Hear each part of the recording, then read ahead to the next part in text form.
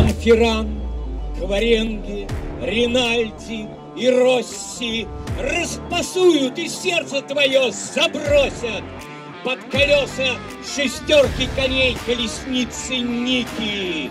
Над площадью взлетают ямб, хорей, анапест и что-то там еще, молодое, незнакомое. В моей голове начиноденно заумные мысли тусуют. Чесать языком могу о бытии, как я свыкся с абсурдом, но толком не знаю, как тачку чинить или вымыть посуду, чтобы мама не знала, что ел из нее долгой выдержки суп. Они вырвались на волю из кабинетов и библиотек со страстью оттепели 60-х или даже революционных лет, кладут, швыряют строчки, и не только на бумагу. Те, кого пока игнорируют издательства, пишут на стенах, на одежде, на коже и жгут глаголом со сцены, брусчатки, газонов. Бодрости, бодрости дайте, так радости, радости больше, кто выработался, уходит на слом, или остается и тянет тихонечко лямку, в рукав иногда смеется или на дно рюмки ныряет. Ради таких вот строк теперь в Петербурге перекрывают Манежную площадь и прилегающие улицы. А ведь 3 года назад, когда в библиотеке имени Маяковского впервые объявили чемпионат поэтов, на конкурс ждали седовласых эстетов или кого-то не от мира сего, но выяснилось, что наши современники пишут и часто популярны не меньше кинозвезд. А вы обычно по профессии кто? Психолог детский. А вы? Специалист отдела кадров. А вы? Инженер. Поэзия очень хорошо адаптирована к современным технологиям и к современному миру искусства. Поэзия идет в кинематограф, идет в музыку, идет в театр. Смотри, дядюшка Валила, сколько народу привалило!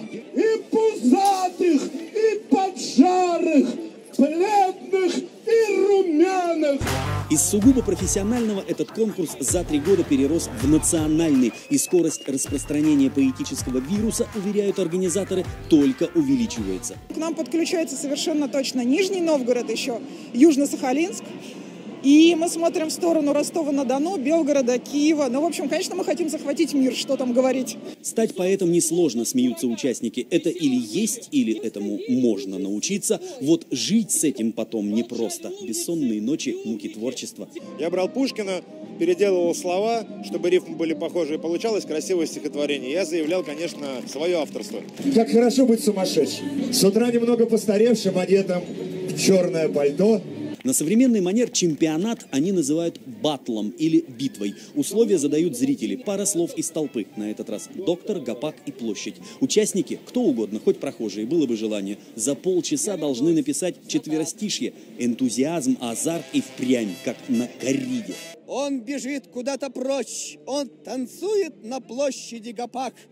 Доктор, доктор, да вы ж больны очень. Отвечает, я вернусь, все так. Спасибо. Они сражаются, как будто на кону жизнь, а ведь этой ночью завершился всего лишь первый этап конкурса. Победитель определится ближе к зиме, его назовут члены жюри и зрители. Приз «Мечта поэта», собственная книжка, сборник стихов финалистов, народная слава и место на почетной полочке в библиотеке.